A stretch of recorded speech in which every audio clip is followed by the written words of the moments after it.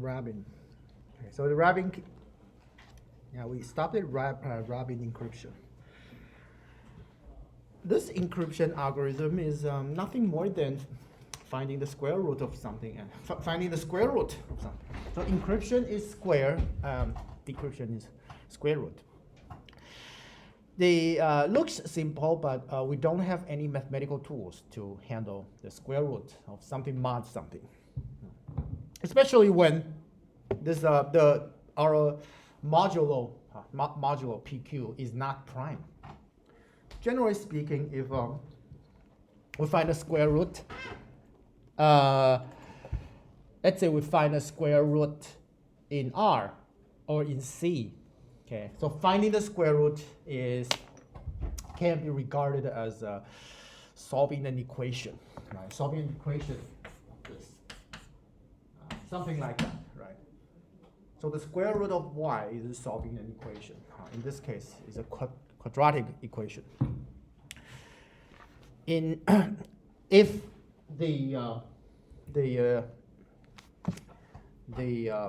the area of searching, I mean you're searching within an area. If that area is a field, then you're solving an equation. You're solving an equation of degree 2 within a field.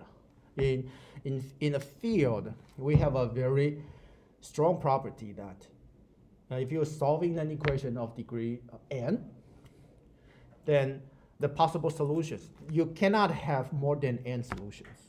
Okay. So in other words, if we regard this, right, if it is a field, then we move this y to the left. Then we have something like this to solve this.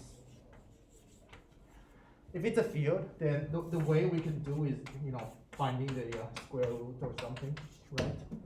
Then you end up with at most two roots because the degree is 2. I mean, you may not be fortunate enough to factorize this equation into linear factors, but if you do, you solve this problem. You solve the problem, and then there will be, two things multiplied together equal to 0. If it is a field, then one of the linear terms, one or more of the linear terms must be 0. Okay, so you end up with at most 2 solutions for the field. But in our case, we're doing this mod n, where n is PQ. So we're not looking for solutions in a field. Then there is something weird may happen, because if you're looking for solutions in something other than a field, when you solve an equation with degree 2, you could end up with more than 2 solutions. So this gave us an example, perfect example of that. We find a square root, which is can be considered as solving a quadratic equation, but we end up with 4 solutions. Okay, so this is a surprise. So that's the reason behind that is because it is not a field. So for a field, if it's a field, the number of solutions, okay, to a degree n equation is less than n. So that's the property of field. 对 field 里面要解方程式 n 次的方程式最多 n 个解。但如果不是 field 的话，你解一个 n 次方程式，你可能会超过 n 个解，这就是一个很奇怪的事情啊。But anyway, this is weird, right? This is weird. Just to let you know. So we have already seen the example. So in the Rabin decryption, we find the square root, and it's possible that we have 4 solutions. Sometimes we may have 2 solutions, but in many cases we may have 4. In most cases, we have 4 solutions. Now, the Rabin decryption is actually nothing more than analyzing the behavior of these roots, and we're going to find the square root of a number mod a commutative ring. So in Rabin, we consider mod PQ, and when n is equal to p times q, then we're working in ZPQ, okay, which is a commutative ring with identity. Commutative ring with 1. So inverse may not exist. In order to solve that, it is a very non-trivial task. Okay? So in order to solve that, we have to make some definitions. So let's look at those things. Okay. So the core of Rabin encryption decryption, Rabin asymmetric crypto system is finding the square root, okay, mod PQ. In order to solve that, let's introduce some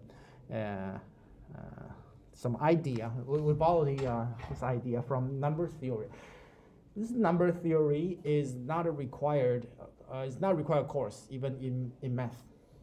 And then before the advent of Rabin decryption, nobody knows that these things would be useful. Actually, before RSA, nobody ever expected that this type of number theory stuff could be useful. Okay, so this gave us a perfect example. So sometimes, mathematicians, they derive these theorems just for the pleasure of them. They're not looking to solve anything. Yeah. So oftentimes we don't have to we can't just look at these things from a really usefulness point of view. Oftentimes these things when they're not useful, it means they're not useful at this moment. You don't know whether or not they're useful. 所以这个就跟各位同学分享一下，有的时候我们也不能够太过于功利，就是说这个东西我们学了没有用，这东西学了没用，然后你就觉得我们学这没用，我们会干嘛？所以其实不一定，很多的时候，尤其是人类重大的进步的时候，那些东西都是没有用的，因为一开始你不知道在用什么。我举个例子好了，因为爱迪生不是发明留声机吗？爱迪生发明留声机，那是一个很重要的发明。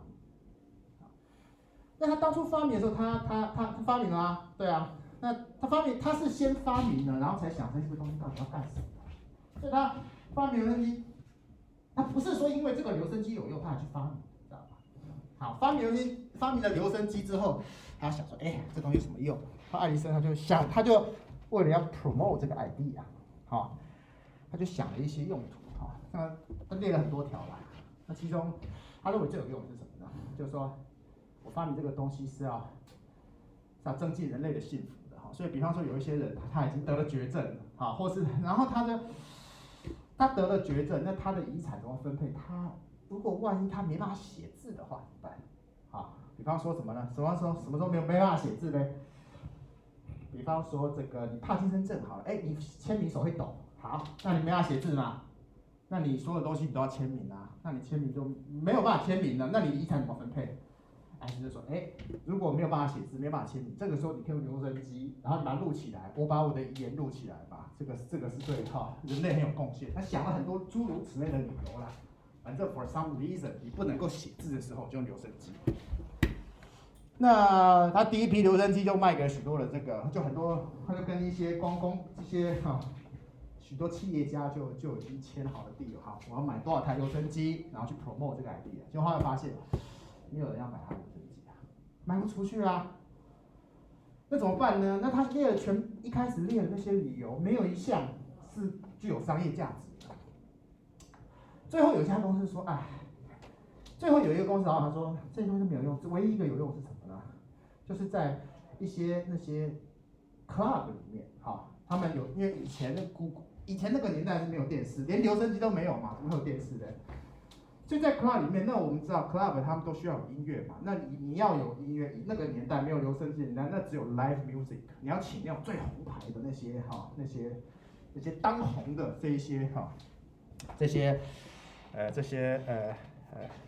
这个名伶去唱歌，那人家才愿意去你的夜店去消费嘛。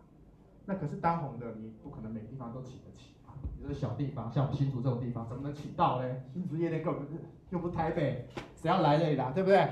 有同学去过新竹夜店就知道，根本就对啊。好，那如果有留声机，他发现留声机就很方便，他就说，我可以这个，我一个很小地方我都可以有这种很有名的一个这些歌星，让你有 music， 就造成了互动。所以呢，因为这个关系，然后呢，那个要投资这个企业家就跟爱迪生就跟他讲，你能不能多卖一些留声机有用，发现这个东西有用。就爱迪生一听勃然大怒，我发明这个东西是要增进人类的这个利益，人类的裨益的，不是要给你们在那边夜店里面放歌的。我这么伟大的发明是给你们在夜店里面放歌的吗？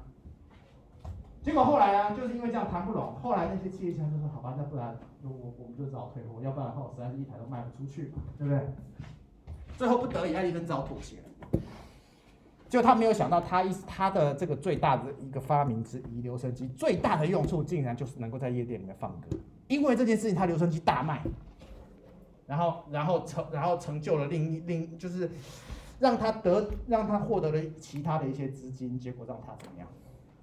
像是爱迪生就有更多资源去研发更多的东西，就这样子。所以你没有想到你的这个东西一开始不知道它怎么用，完全是为了兴趣的，对吧？那像这个也是。So, oftentimes these things, they important developments, important inventions. The inventors they don't try to invent something which they think are useful. They invent things just for the pleasure of it. I just gave you guys a perfect example. Okay, so here, this idea is taken from number theory, and which is totally, I would say, almost useless until the advent of the Robin crypto system. So let's introduce. This is this notion was defined from a French mathematician called Legendre. So it's called Legendre symbol. It's a useful tool to keep track of an integer which has a square root or not. We're going to solve the square root in ZPQ, okay? But this PQ is not prime, okay? But we can't even find the square root of mod P. If we can't solve the case where P is prime, then we can't solve the case for PQ, because if P is prime, that's the easiest case. If we can't even handle the easy case, how can we handle more complicated one? So let's move. So let's just define the easiest case. The easiest case is the number mod P, which P is prime. Okay, and then the symbol is defined this way. It's written as a pair of parentheses and A/P. Okay, it's defined in a way that it tells you how many square roots, whether or not it has a square root. So if P divides A, in which case that means mod P is congruent to 0, then 0 only has a square root, one square root. That's 0 itself. P is prime.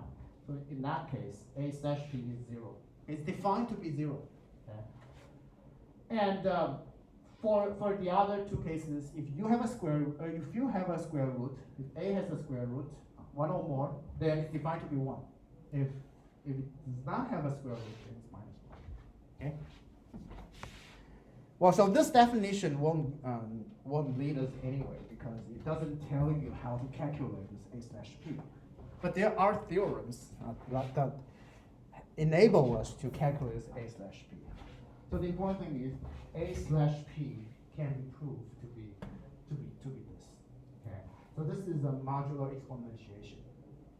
So you simply raise A to the power of this. It gives you a result. It's either +1 or -1. So this gives us gives really important information about whether or not this number A has square root mod P. And then we have other relationship as well, but we don't need those. Okay, this is a really famous one. This is called the law of quadratic reciprocity. This is proven by Carl Friedrich Gauss. And then he found that, wow, not even is it good. It looks symmetric. It looks symmetric. So this establishes the relationship between P/Q and Q/P. So it's a really beautiful theorem.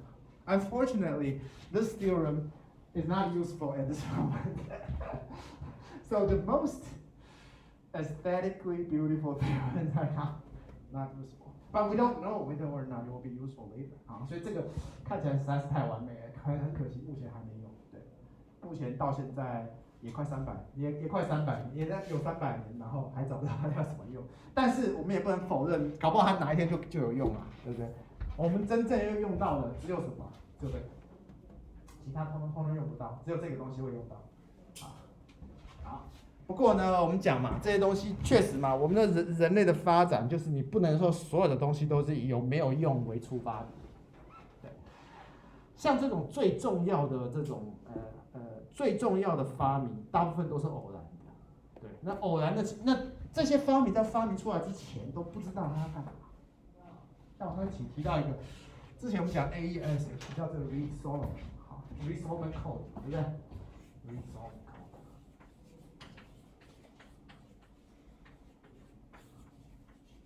我们那个 AES 那个 mixed column 啊，不是那个 mixed column 不是成一个矩阵吗？还有就是这个 subbyte 也有一个矩阵，它里面的设定就是用 Reed Solomon Code 啊。那这个 Reed Solomon Code 呢，它是2个，这其中这个 Reed 是南加大的一个教授，他已经过世了哈，叫 Irving Reed 哈，这个很有名的哈 ，Irving 哈，然后 S 嘛 Reed， 这个很有名。那这个 Reed 呢，那我们所上也有一个教授啊，我们之前前所长冯开明，他就是南加大的哈，那他在南加大念书的时候就碰过 Reed 啊，那个 Reed 呢，就他有跟过 Reed 聊天过。那其实我们也听过其他朋友有在南加大毕业的，都知道 Reed。那这个 Reed 真的是个数学家，他就跟那个我们冯教授讲，他说他当初做出来这个 Reed Solomon Code 的时候，你不知道干嘛，想了很久才想到一些 application， 然后想哇这东西能干嘛？没有想到现在 Reed Solomon Code 这么有用啊！几乎所有的像我们这些。所重要的做这种 storage media 所用的 coding 包含了什么呢？随身碟、软碟、硬碟、随身碟，有非常多的用到 Reed Solomon Code， 对，因为它可以帮我们抵抗很多的所谓的 burst error， 啊，所以这个很多的这些东西哈，就是发现是个偶然，你也不知道它是不是有用。所以如果说太过功利，我们如果太过功利，啊。完全从engineering的角度来看，那你就不会有太重要的发明。重要发明几乎都是这么来的。那这个 Reed 他也很妙。我另外一个朋友听说他去修过 Reed 的课，然后呢，他们就上课，然后他上了课，然后其中好像是通讯系统吧，然后他就有一份作业，然后呢 Reed 就说他就出了一份作业，然后呢，因为他这个作业，你可以交，你也可以不要交。然后呢，结果我们老师就想说，既然老师说可以交作业，可以不交，那干嘛交嘞？就没有交了啊，他就没有交作业，但他最后还是及格了。有没有？他及格之后发生什么事嘞 ？Reed 呢，他就写了一篇论文，学期结束写一篇论文，然后把所有交作业的那些同学的名字全放上去，就变成一篇论文。然后其实他在想个题目嘛，然后就把这题目想想。然后做到一半，看同学有没有 feedback， 有交作业的全部就跟 Reed 有一篇合著的论文，这世界上竟有这种事情。然后他说哇，天底下竟有这个事，他那时候没有交太可惜了。后来 Reed 死掉了，当然就更没有了。read 是这样子。好，这个是这个是这样，所以这 read instrument code 包含我们现在的QR code 里面，中间有些步骤也都到 read instrument code， 它其实是极端，这非常有用的，它是一个很有用的东西。虽然说当时看起来感觉也不知道干嘛，对对对，还有很多这种例子啊，像这个。coding 另外一个很有用，叫 LDPC Low Density Parity Check 这个是呢一个很有名的一个大师叫 Robert Gallagher， 他的博士论文就是 LDPC Low Density Parity Check， 就他这个博士论文写出来之后呢，跟大部分的博士论文一样，就是你写出来之后，然后就也跟我的博士论文一样。写出来之后就没有人在看了，乏人问津，对，一样。到最后只有他自己在看，结果没有想到呢，40年过去了，现在 LDPC code 变成当红炸子鸡，整个通讯里面一个算是最重要的一种 code， 就是他的博士论文 ，Robert Gallagher， 完全没有想到，对啊，所以说呢，这个就是，那这个 Robert Gallagher 也是我们通讯所有个赵启超老师，帮我跟他的学生，他也跟 Robert Gallagher， 他的学生叫做 Burleson 有一个，然后他的学生叫 McAllis， 那我们赵教授是他的学生，所以是他的师公组，这师祖，对，这是一个大厂，当初他的东西人家觉得没用。So, never judge anything according to usefulness, when it comes to important applications. Okay, now let's introduce how to find the square root in ZP, okay, mod P. That's the easiest case. There's an algorithm. But this algorithm is quite complicated. I just put it here for the sake of neatness. We will never use this at all. Probably most likely in our lifetime. So most likely in your lifetime, you will never use this. Because this is actually a randomized algorithm. It can help us find the square root in ZP, not ZPQ. Okay, so this is not enough to find the square root for writing decryption. It's not enough. It's only part of it. It's the simplest case. So even the simplest case is a little complicated. It is quite complicated. Anyway, we will never use this. In most cases, we will use easier algorithms. This is the easiest one. This is find the square root in ZP, where P is congruent to 3 mod 4. In this special case, this is a special case. Okay? In this special case, the algorithm is greatly simplified. There's only one step, right? Because this is the return, so only one step. So this is a lot easier. But this does not cover all cases. So we know that P is prime. P is large prime, so P must be odd. P must be an odd number, because the only even prime is 2, which is a small prime. So it's not possible. The P will be chosen to be at least like 300 digits, 1024 bits. So P is a large number. So if it's odd, then there's only 2 possibilities. If it's an odd number, then you just randomly write an odd number. Then you have, for anything, just randomly add. There's only 2 possibilities. So number one is it's congruent to 1 mod 4, or it's congruent to 3 mod 4. Okay. There's no other cases. You won't have a number which is 2 mod 4 or 0 mod 4, because in that case that means those are even numbers. Okay. So if P is prime, there are only 2 cases.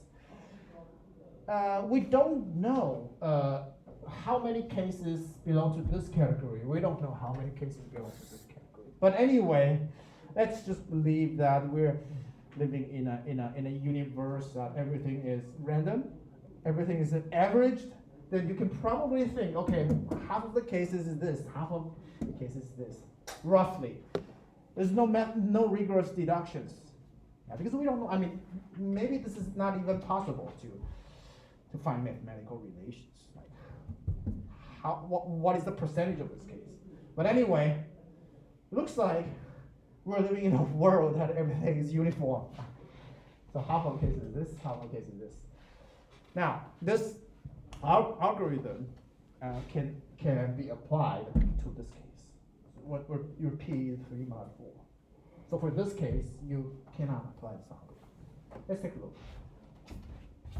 So for any odd prime P, okay, with P is converge to 3 mod 4, okay, and the square root is this. Okay, this is actually pretty. It's a beautiful theory, and then it's easy to understand too. Let's take a look. So we're calculating this. What's the square root? Square root. So the square root is this r. Okay, it's congruent to a.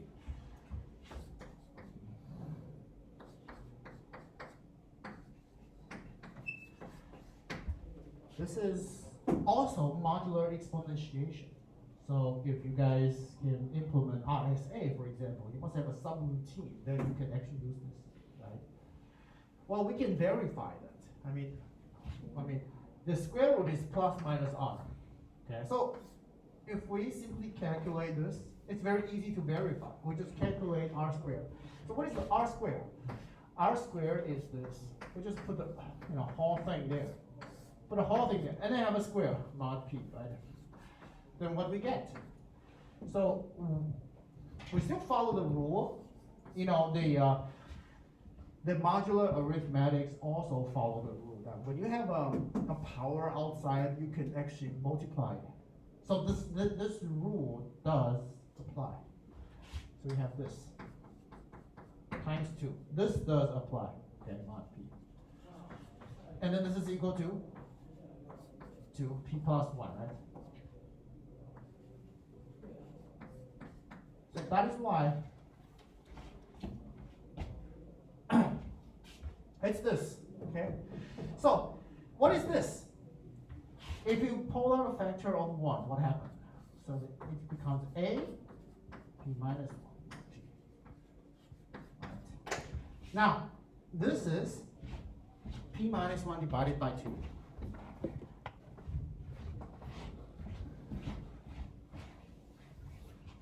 This is the Legendre symbol. We go back. That's the Legendre symbol. Okay, because according to this relationship, this is the Legendre symbol. Legendre symbol. A raised to the power of p minus 1 divided by 2. Okay. So the Legendre symbol will only be plus minus 1. And then if you have a square root, then this must be equal to 1. So the precondition is that it must have square root. Otherwise, this won't be true. So if you have a square root, this is congruent to 1. So then we end up with r squared is congruent to a, which means r is the square root of a. Okay. So this is. But if the Legendre symbol is equal to, if it does not have a square root, then the Legendre symbol is minus 1. Then this whole calculation won't make any sense at all. So if you don't have a square root, you won't have a square root. Even though you have followed this calculation, it won't make any sense. So you have to have a precondition that you must have, you have to have a square root. So how to make sure that you have a square root? You have to check whether or not this is equal to 1. Otherwise, the calculation won't make any sense at all. So that's the idea. So you can only, so this can be applied only if p is congruent to 3 mod 4, and then a has to have a square root mod p. So that's the important thing. By the way, there's I want to make a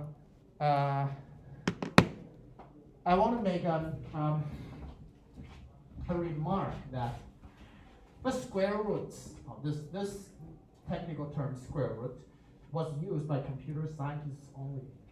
And for mathematicians, especially number theorists, they use a different term. Okay. So they use a different term. Let me introduce this term. This is called a quadratic residue.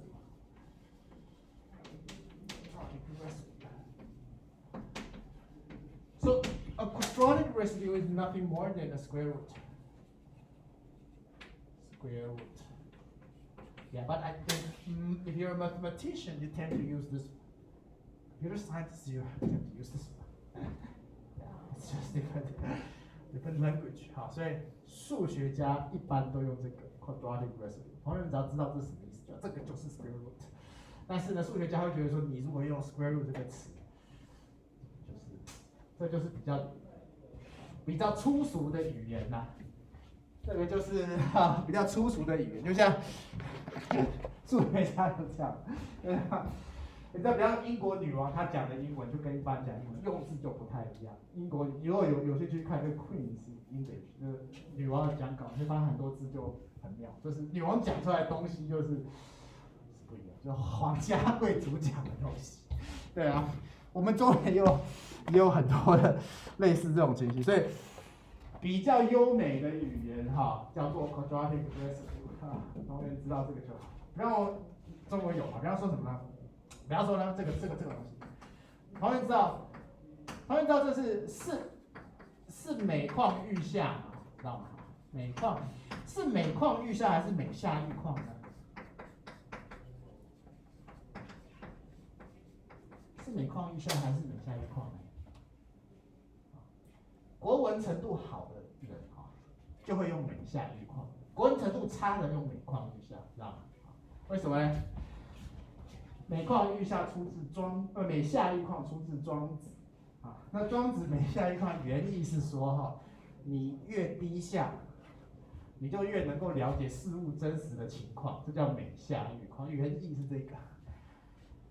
所以呢，比方说你现在是普丁好了，你的周围都是那些那周围那些人都离你的远远的，都是你的心腹一体，那些人都只会说阿谀奉承的话，所以你根本不知道真实的战况是什么，对不对？那你要真的低下，你去跟那些士兵住在一起，住在相处，你才能够了解真实的战况是什么。这些士兵生活多糟，食物没有，然后不要命，这叫做每下愈况。但是呢，这原意是在这样子，可是慢慢到了宋朝以后吧，这个原意就越来越少在用，它变成了情况越来越坏了。大家喜欢用这个词，把假借到情况越来越坏的意思，就造成这个一个社会上分成两批。那种咬文嚼字的中文程度特别好的人，就会用每下愈况，而不会用每况愈下，因为每况愈下太直白了，大家都知道啊，那就没办法转文了嘛，对不对？所以说 ，quadratic residue 也是一样，有些 term 就是数学家专用的同学知道什么叫 quadratic residue 就好。OK， so this is the case where you can find quadratic residue. There's only let me make another remark here.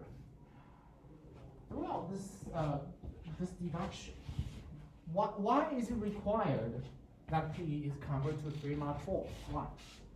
I mean, does anything tells you that P has to be 3 mod 4 here? I mean, in these calculations, I already erased part of it, but I mean, anything? Does anything requires that P is converted to 3 mod 4? 这边这个里面哪里告诉我们 P 需要是3 mod 4？有没有 ？Where? It's actually here because if P is not 3 mod 4, then this calculation, this index, or this power won't be an integer. So if it's not an integer, then you cannot calculate anyway. Right. So let's say P is 1 mod 4. Then you end up with a half, which is a square root. But the square root is the one you want to calculate, right? If the power is a half, then no calculation can be done. 所以这个就必须要是3mod 4，不然你这是1/2就没办法计算，这样。因为你 a 2/c 就是 a 的 square root，a square root 本身就是我们现在要算的目的，对不对？我的目标就是要算，那你中间给我一个目标，就没办法算了。这是为什么 p 要3嘛4，主要原因是这样。Okay, so that's the case. So this only works when p is congruent to 3 mod 4. Okay, so only this case is good enough to be for us to apply that algorithm. If you're in this case, then you're unlucky. Unfortunately, you cannot apply this. Well, however, even if it's unlucky, even if you're unlucky, it does not mean it won't be able to handle it. We can further split this case into 2 halves. Okay, so we can further divide this case into 2 subcases. So if p is 1 mod 4, then we can divide this into 2 cases. P is congruent to 1 mod 8, or P is congruent to 5 mod 8. Now, given the assumption that P is congruent to 1 mod 4, there are 2 subcases. Okay, so no other cases are possible. 你如果已经同于1 mod 4的话，你只有这2种情形。对吧？你再把它 mod 8，就只有2种情形。你不可能 mod 别的，你只要 mod 是，比方说可不可能是3 mod 8嘞？你3 mod 8，那你再把它 mod 4，就是3 mod 4。那在这个 case， 这 case 就直接带刚刚那个 ，OK。所以你要1 mod 4就只有这2个 ，so only two cases are possible. Okay, 1 mod 8 and 5 mod 8, in which this case can be dealt with. So if you're here, then it is fine. You can apply this algorithm. So if your P is 5 mod 8, along with the case where P is 3 mod 4, altogether you have probably 75% of the cases, then you could, which you can apply an easier algorithm. Okay, not rigorous, not 75%. I don't know, but I mean roughly speaking, like 3 out of 4 cases, maybe this is possible. So this is the case where P is congruent to 5 mod 8. Well, it is still possible to divide this case where P is congruent to 1 mod 8 into 2 subcases. If you consider mod 16 or something, if you keep doing that, dividing them into smaller subcases, that may be okay. But nobody interested in doing that, because this is enough. Okay. In practice, let's think about it. In practice, these P, Q are chosen by us. So we can only choose those P which are either 3 mod 4 or 5 mod 8. If you have a choice, then you choose P to be 3 mod 4 is the best case because the algorithm is easier. Okay. So you really cannot find anything that's 3 mod 4, then you can choose this. So these can be chosen by us. Okay. We don't need to dig further and consider a case where, consider a case of mod 16. So let's look at this algorithm. This has a little more step, like 3 steps. Still easy, still manageable. We have these cases, so that we can find the square roots like this. Okay. So that's roughly 75% of all cases. That's a reason why we never need to run this algorithm. Okay. You only run this algorithm when your P is not 3 mod 4 or not 5 mod 8. Okay. In those cases, you run this algorithm. Okay. So that is why I said that you never need to run this throughout your time, throughout your lifetime, because we don't need to choose such PQs to run this algorithm. Okay. Now, there's a theorem that said if we can find the quadratic residue of mod P and quadratic residue mod Q, we can somehow combine them together to find the quadratic residue mod P times Q. Okay. So this is the algorithm that combines these two things. Let's take a look. So if we have an input n is equal to p times q, right? And then if you have a quadratic residue, yeah, then first we find the quadratic residue of a mod p, and then we find the quadratic of a mod q, okay, to get two of them, okay, using the previous three algorithms. Okay. Then we can combine them together by applying the, again, extended Euclidean algorithm. So in this case, we find the extended Euclidean algorithm with P and Q. Okay, we apply those extended Euclidean algorithm with P and Q, and then find its root identity. Find these two coefficients, C and D, such that they're congruent. I mean, the CP plus DQ is 1. And then when you have that, then we can combine this R and S to form RDQ and SCP, and then return. Okay. Then we end up with 4 quadratic residues. So that's the big theory. That's the big theory about calculating, about finding the quadratic residues of mod DQ. This is the way we actually decrypt the Robin encryption. Okay, let's take a break. Let's take a 10-minute break.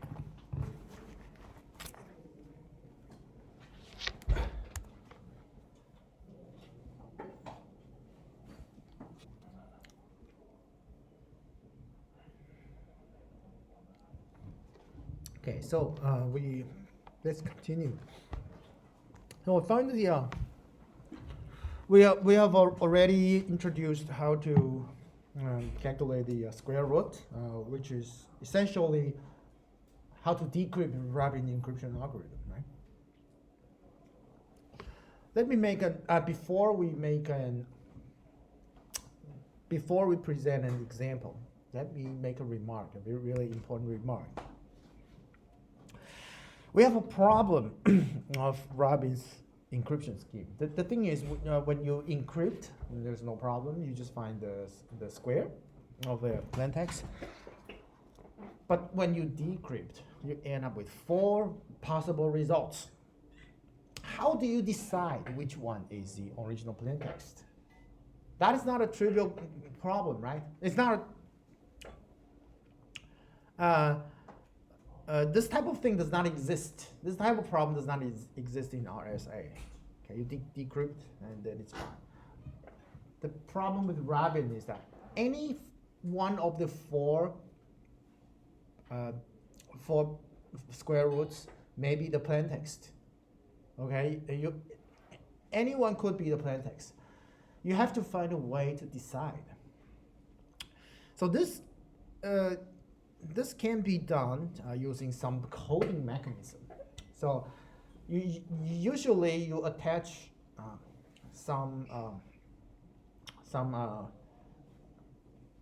bits at the end in order, to serve as flags or marks. Then, in most cases, you can distinguish between the 4 possible quadratic residues, square roots, to find the result. So appropriate coding is absolutely needed. So let's take a look at this example.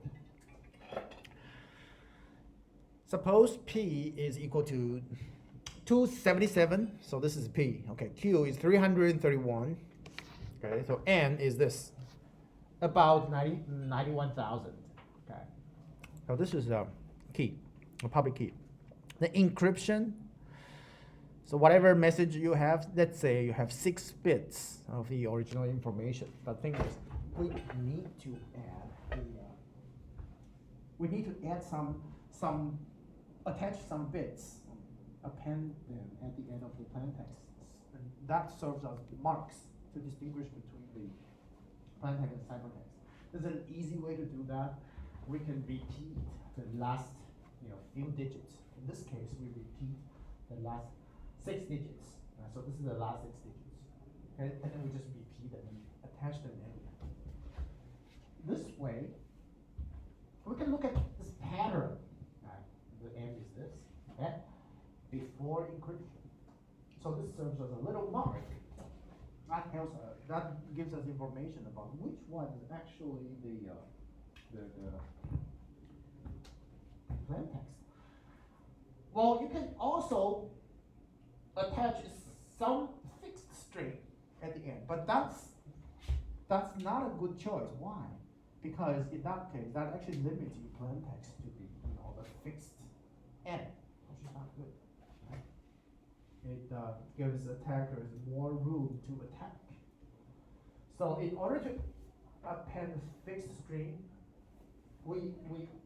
instead of appending a fixed string, we repeat the pattern. So in this case, it actually depends on the message.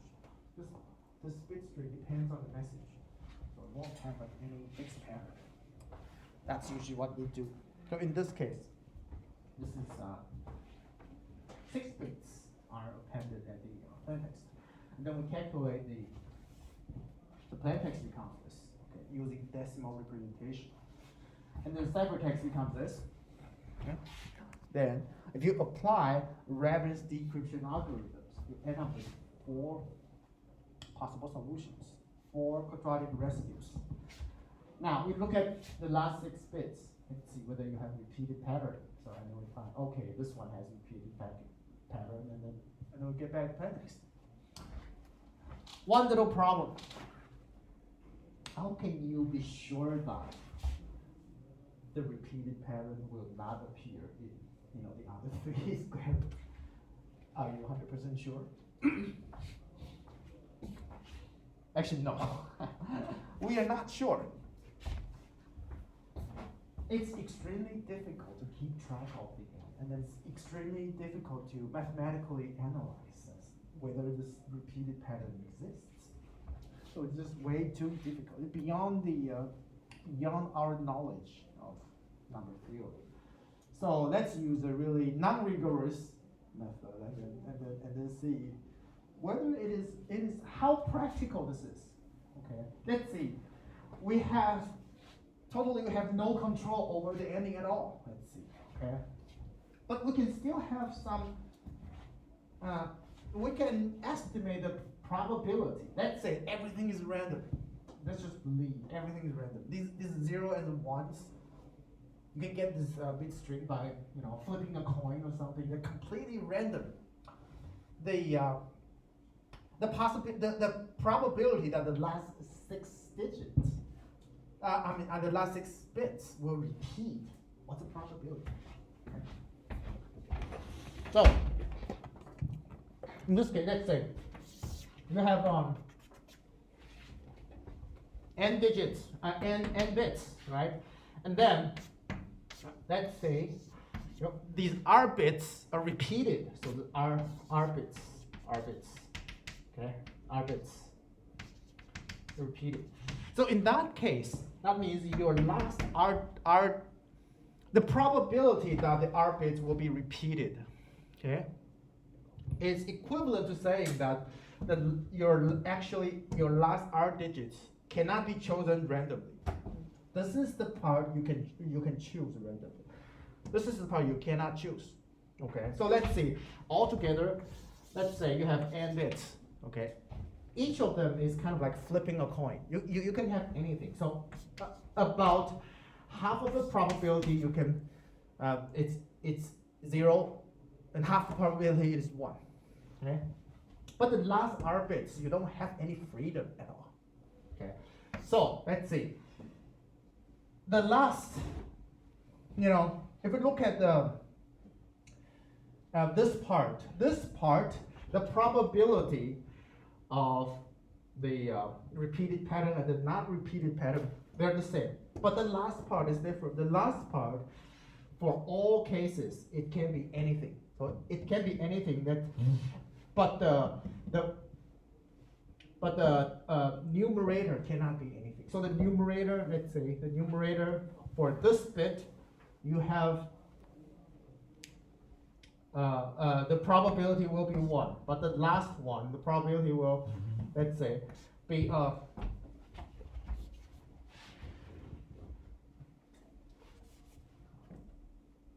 okay. So if the how to put this?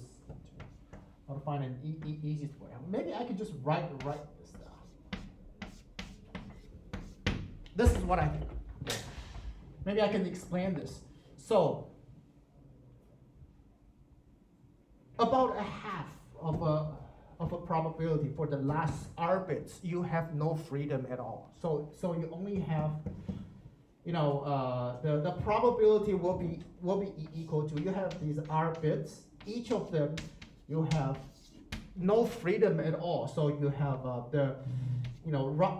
if just randomly put a number there, only half of the probability that you will end up with a repeated pattern, because these are fixed.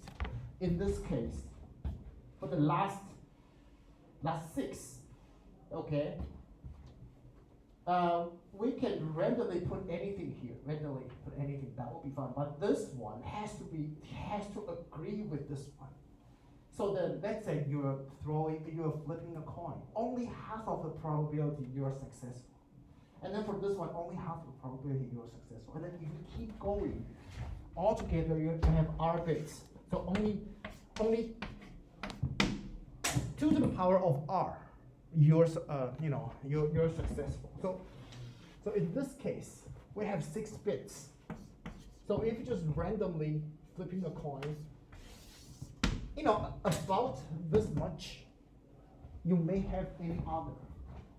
You may have others that agrees with the repeated pattern. What is this? This is about this one.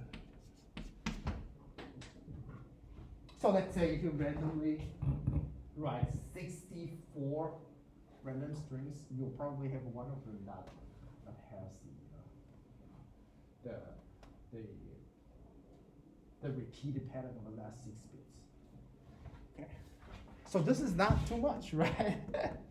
Well, you only have 3 extras, right?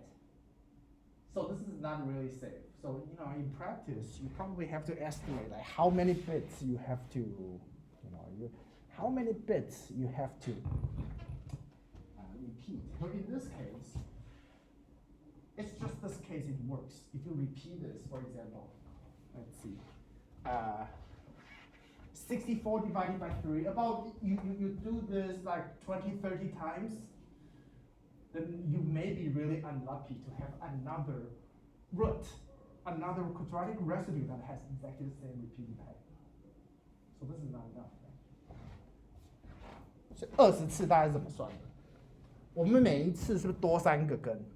多3个我们就想好，我们全部掷骰子。那我们知道掷骰子64次可能就中1次，你就很倒霉就中1次。那每次3个嘛，那我比方说我做20次 encryption 就差不多多了60个其他的根了嘛，那你可能就会有问题嘛，这样知道吗？所以6个 bit 其实不太够了。然后我是举个例子是举短一点，让大家比较可以看到，不然数字太长了，不知道怎么看。所以说这个例子来讲是这样，那你真正来讲，这个几率是不太够了，64分之一不太够，你至少可能要10的5次方，就是说，大概要以工程上来讲，大约都是10的5次方啦，就是你的这个失败率大概有10的5次方。通讯来讲 ，so everybody knows right how we achieve this 64 1/64, right? Because we can regard this as if we look at the decryption. It's kind of like we have 3 random strings. So 3 random strings. What's the probability that you just hit the jackpot?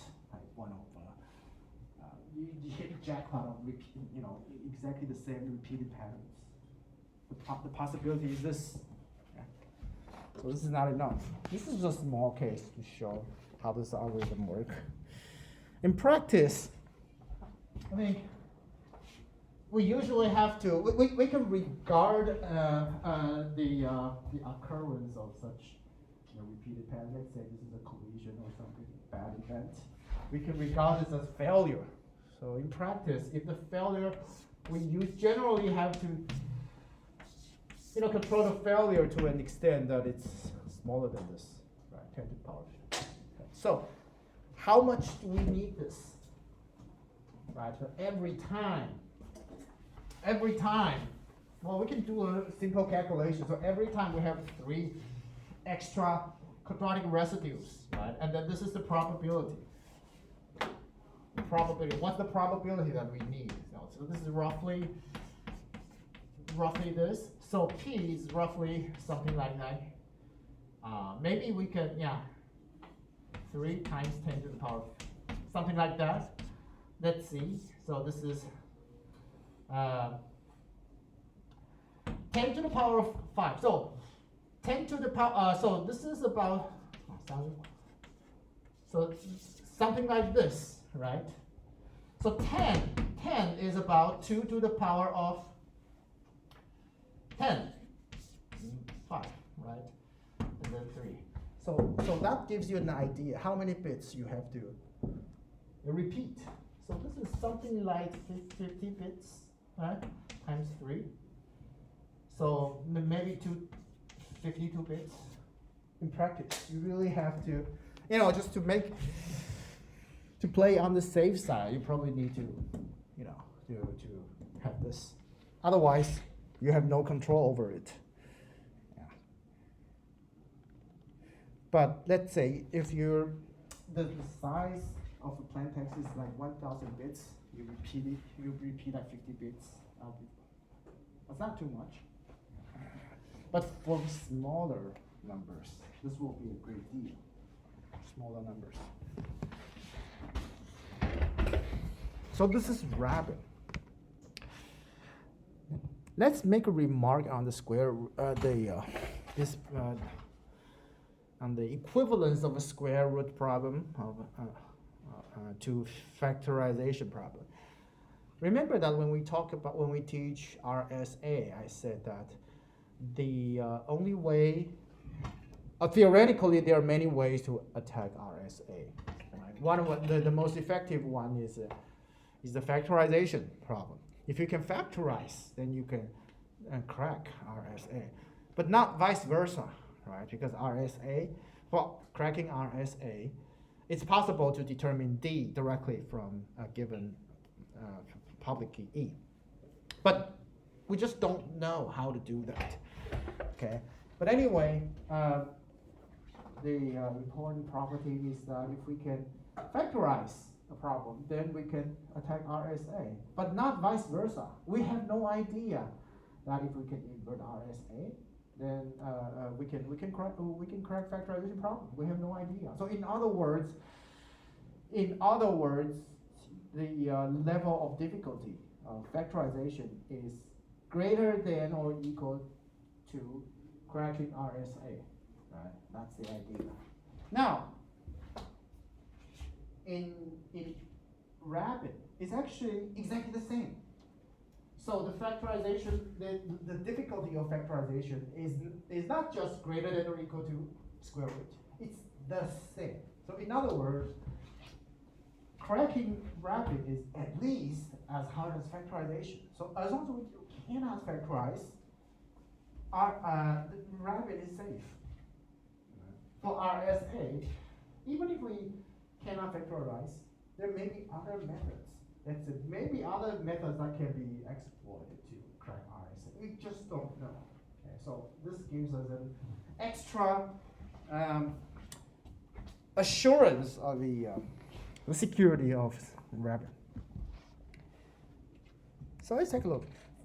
If we can find the square root, then we can actually factorize. Let's see how this works. Suppose we have an algorithm that solves the square root. That means you can find square root. As you have a black box. Suppose we have an algorithm. So this is an algorithm. Let's see.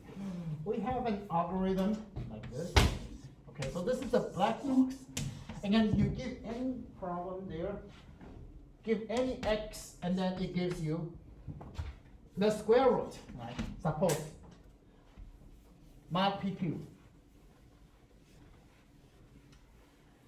And then we can make it even easier, like you give me any numbers. Okay, you may not have a square root, right? Okay, let's say if it does have a square root, then it has four square roots, right? In this case, let's say just randomly give you one. Okay, you have no control over which one which square root you have. So for example, like this, the input is the plain text, and the output is sum, either one of them, and then you have no control over it. Let's say, suppose we have this. Then what we can do is we can use this as a tool to factorize PQ. How to do that? First, we generate x, randomly generates x, okay, and then we compute this x squared, okay, and then we send this x squared.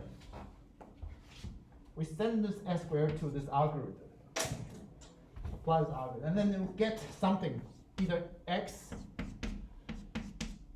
There are four square roots.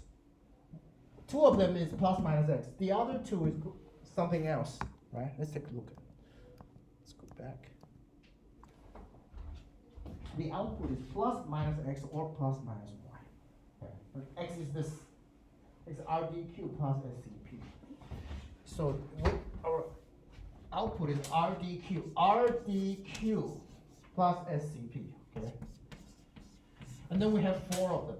So the four roots are this: plus minus RDQ plus minus SCP. So if one of them is the x, okay, let's say one of them, suppose x is this, RDQ and SCP, okay. So this is plus x.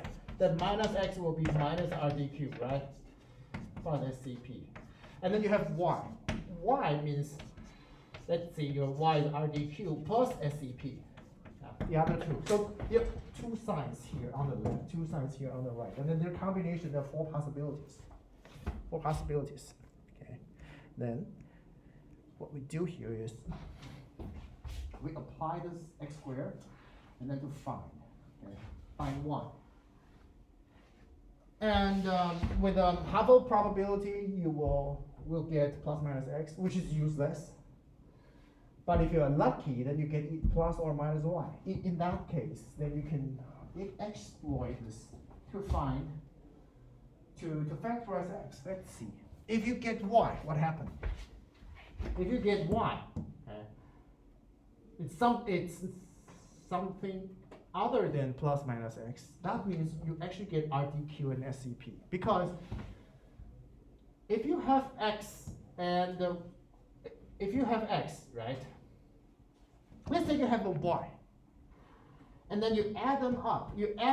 One of them will be canceled, okay, and then the other will be doubled. So you add them up or you minus them, okay. You divide it by 2, then you get either RDQ or SCP. So if you get this, y is different from plus minus x, then you will get RDQ or SCP.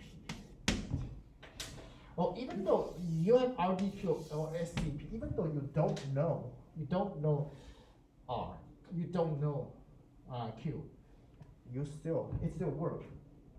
You can use it to factorize. The reason is we know that n is equal to PQ, right? If we just apply the Euclidean algorithm, let's see, we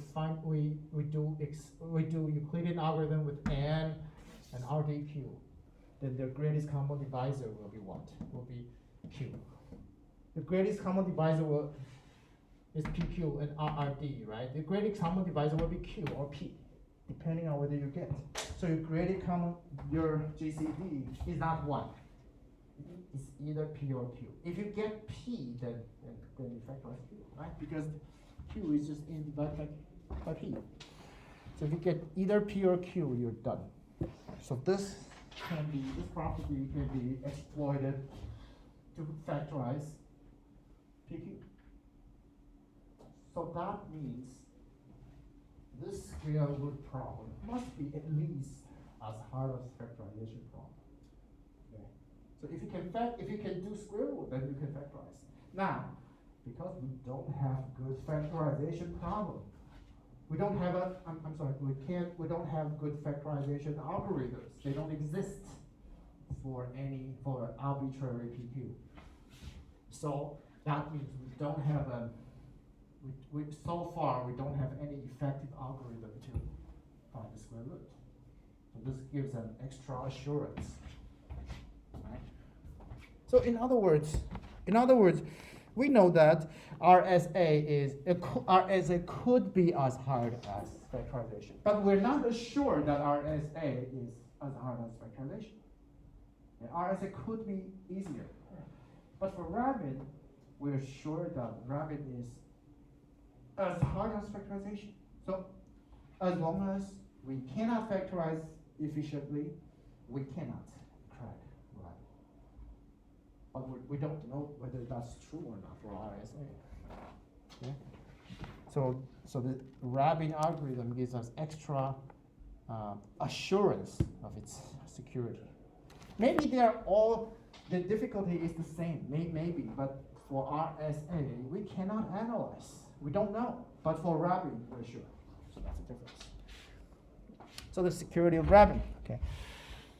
So the security of Rabbit is exactly the same as factorization. And then it's also provably secure against passive adversary. RSA is not that.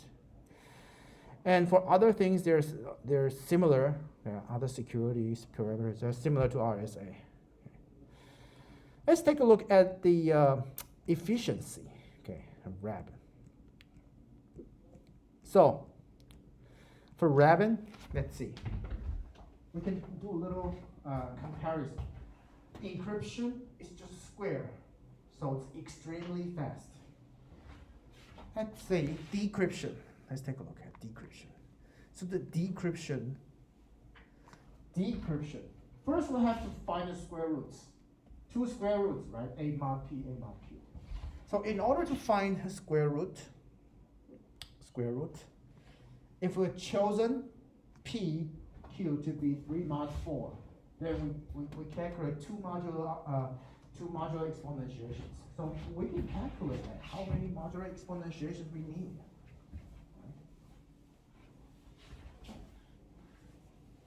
So number of modular exponentiations.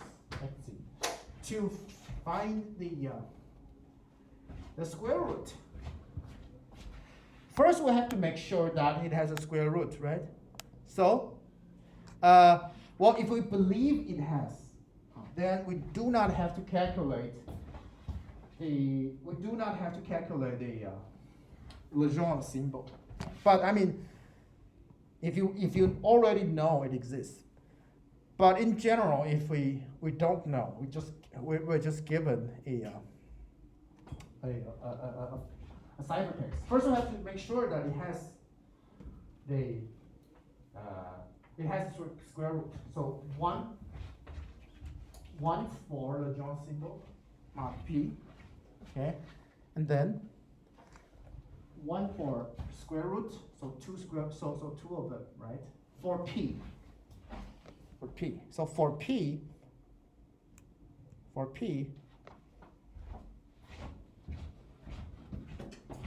one for Legendre symbol.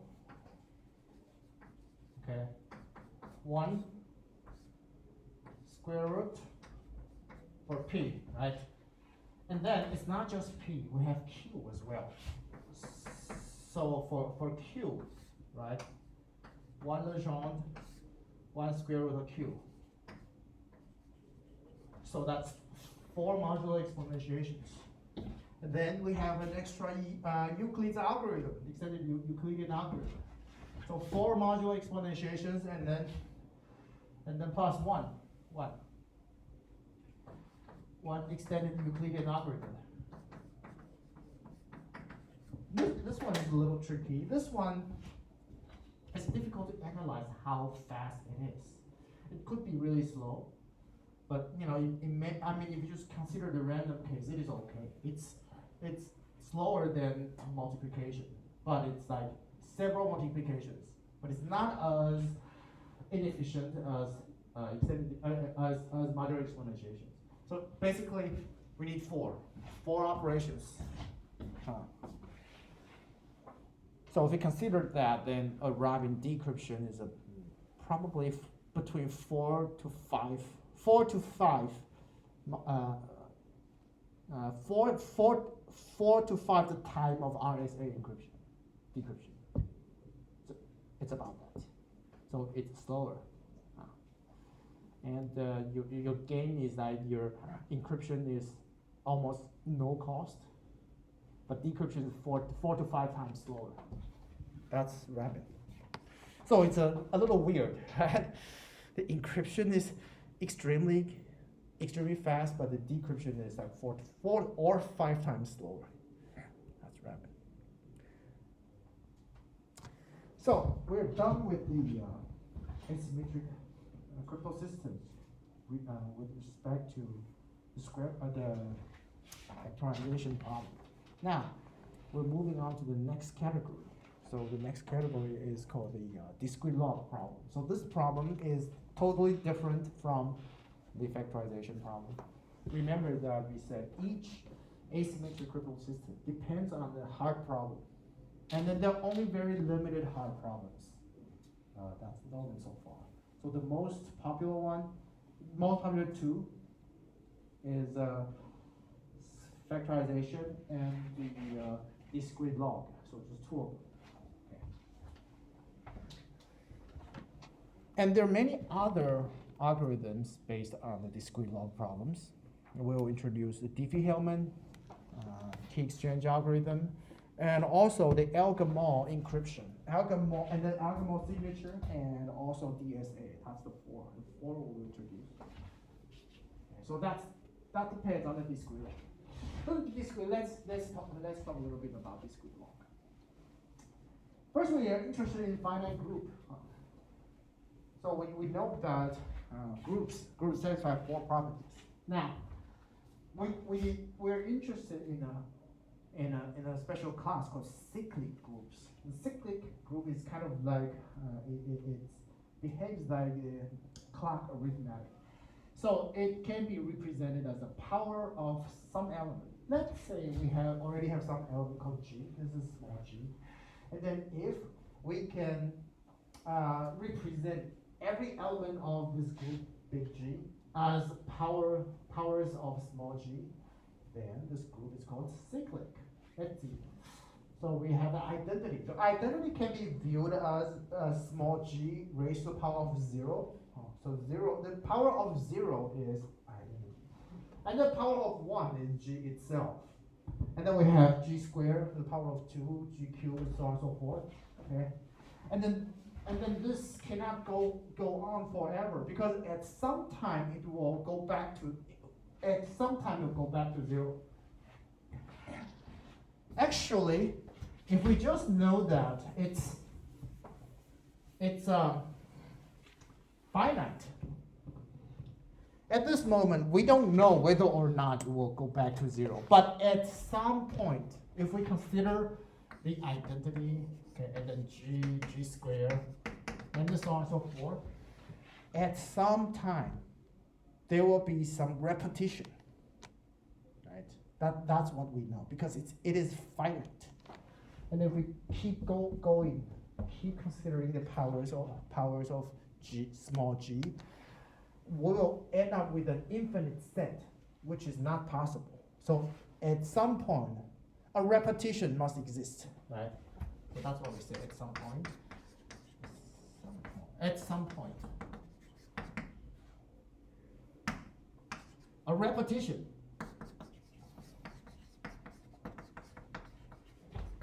must exist. So repetition means at some point, this one must be the same as something that occurs in the previous one. It may not be the identity, right? So to formulate this in rigorous math, we said there exists a number n, okay, which says it's at some point, such that, okay, this g to the power of n is equal to something that occurred previously, okay, and so we can actually say there exists m and n in n, okay, such that this end. So that actually means you have G0, G2, and then you have G to the power of m. Okay. And then you just keep going, G to the power of n. So at some point, you have to repeat. Okay, so they are equal. So G to the power of n is equal to G to the power of m, where m is strictly smaller than n. So this has to be this has to happen at some point. Well, now I'm claiming that this will only happen, when the first repetition will happen when something is equal to the identity. The reason is very easy, because for groups, we always have inverses. So let's say we know that m is smaller than n, right? So if we multiply g minus m on the left, this is g minus m on the right, right? We multiply this. This implies gn minus n is equal to, equal to g to the power of 0, which is identity. So that means, well, some occurrence some duplication will happen. However, this duplication happens, it will only happen when something, okay, if this happens, then we must have a n minus m, a smaller power, which will be equal to the identity. That's according to the assumption of groups. So at some point it will happen, right? So at some point it happened, then we call this m minus m, right? The order of g. Okay. So this actually tells us the first repetition will happen. So without loss of generality, we can assume that this m must be 0. Yeah, because it will always happen. Okay, so let's see. So we can, according to this, these deductions, we'll know that at some point the repetition exists such that this identity is equal to gn, something like that. So this is, okay. So the identity is equal to gn. Then we say this n is called the order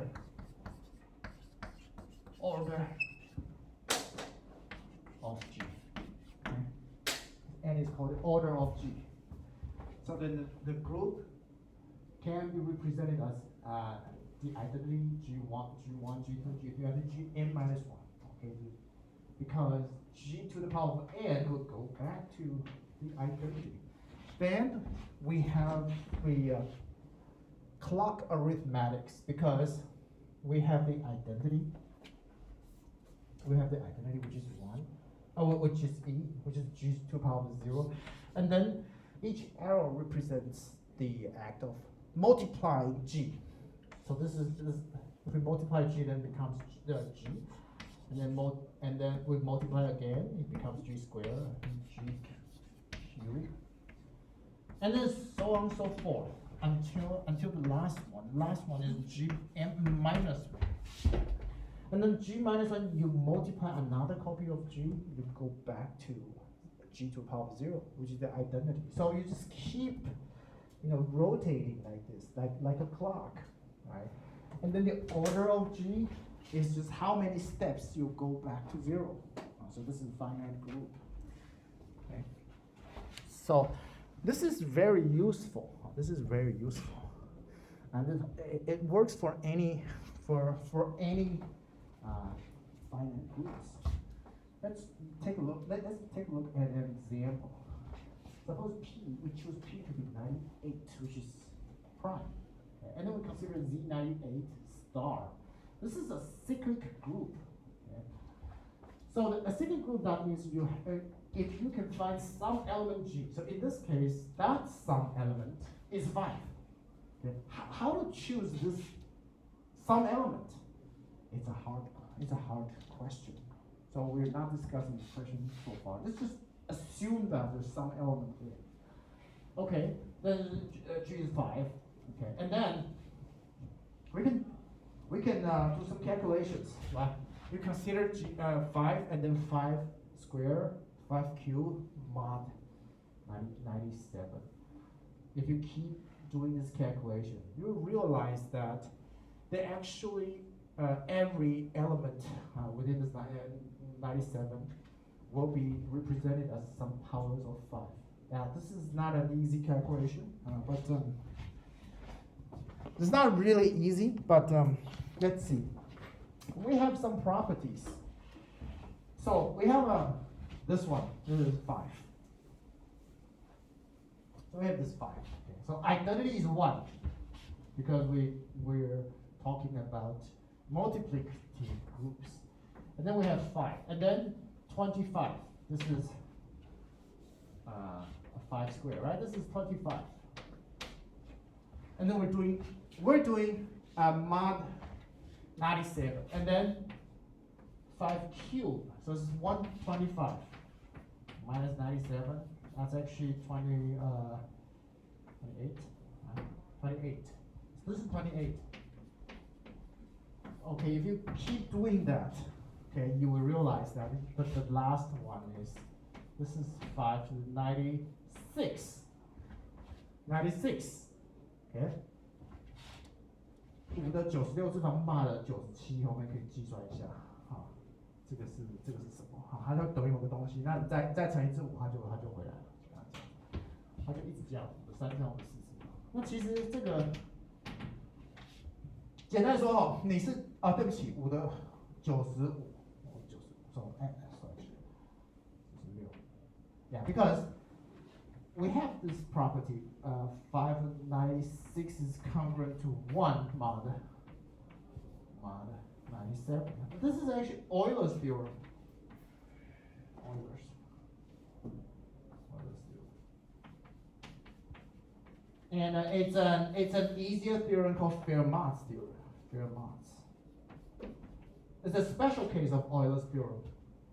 Actually, if you look at those, you will find that 5 raised to the power of 96 is congruent to 1. And if you go back to look at the Euler's theorem, then you guys will realize. Yeah, let me show you. So Euler's theorem. Oh, this is lecture 7. Yeah, I'm sorry. Lecture 6. Let me see. Yeah.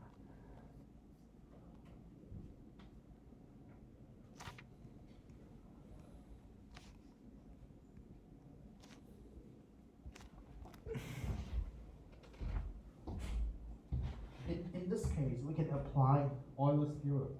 In this case, this n is 97. Okay. N is 97. Okay. And then this is phi n. So what's phi n? Phi n is the number of elements less than 97, which is congruent, which is relatively prime with 97. But we know that any integer smaller than 97 must be relatively prime with 97 because 97 is prime. So you have you count from 1 to 96. They're relatively prime with 97. So phi n is 97 minus 1 is 96. Okay, 96. So Euler's theorem tells us for any alpha, in this case alpha we could choose it to be 5. Okay, so in this case if we choose alpha to be 5, 5 is within the 97 star, okay, because 97 is prime. So we can have alpha raised to the power of phi n, this is phi n, 5 to the power of 96, it will be congruent to 1. So in other words, if you go 1 step, 2 step, 3 step, each step is multiplying 5. If you go 96 steps, you go back to 1. You actually go exactly 1. Go exactly once. Okay, so this is Euler's theorem. For Euler's theorem, if n is prime, and then that's a special case. That special case is called Fermat's little theorem. This is Fermat's theorem, but Fermat has a lot of theorems. Especially there is a Fermat's last theorem. That's really famous.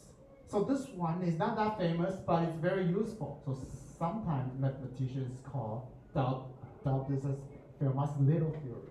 费马小定理。费马小定理就是 Euler 定理，它应用质数的这个特例就叫做费马小定理。So according to Fermat's little theorem, we can actually have this. Then let's come back. According to Fermat's little theorem, we have this. So in this case,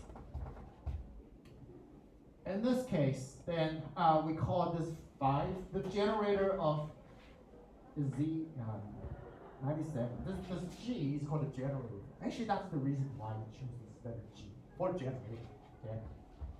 Okay. Let's define the discrete log problem. Give me a finite cyclic group. That actually means you give me a P, which is prime. I'll give you prime of order n. Okay. Or n is P minus 1. Okay.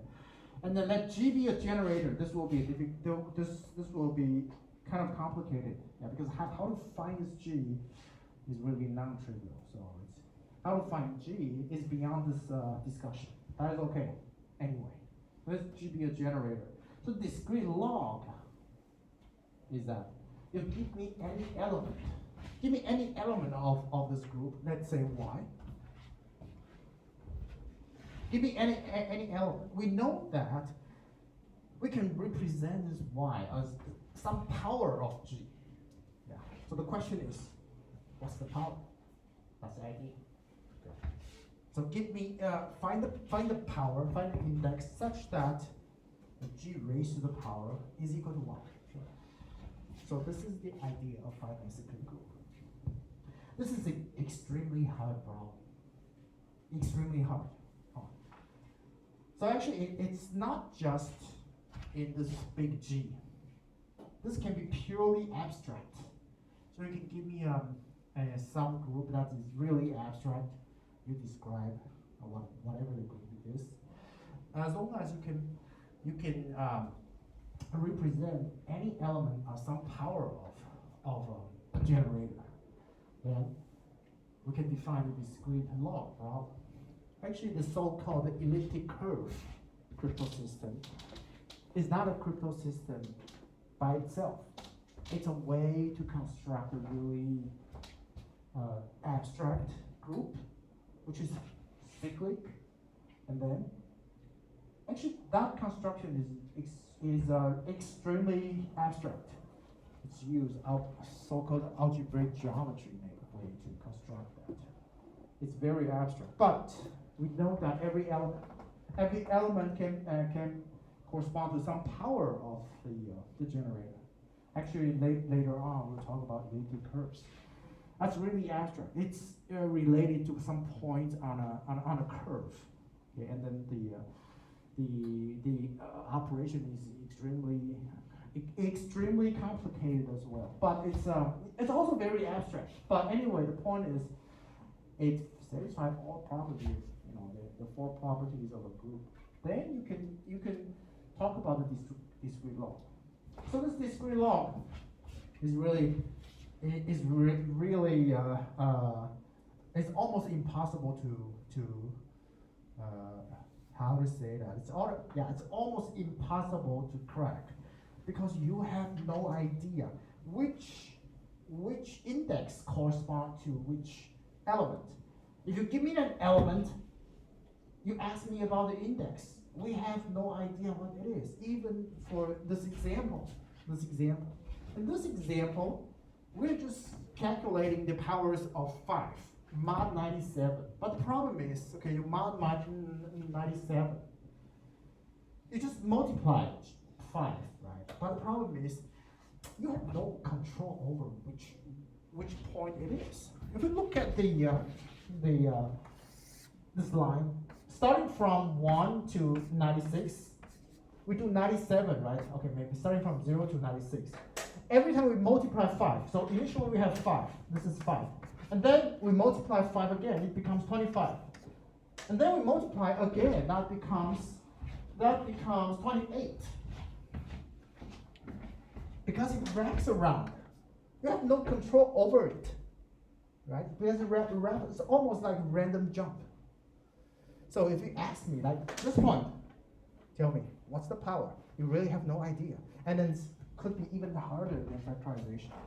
That's why, generally speaking, this type of category, the algorithms of this type is even harder. 好，像这种情形，它是骂的，你光是一个骂的97，对不对？你就只简单一个乘法而已，它几乎是乱跳的，乱跳，因为你骂了97，你完全没办法控制它到底你下一步乘以9乘以5，它到底跳哪个点，简直没有任何的办法。这在数学上没有任何，除了暴力法，没有任何办法可以有效的来去找。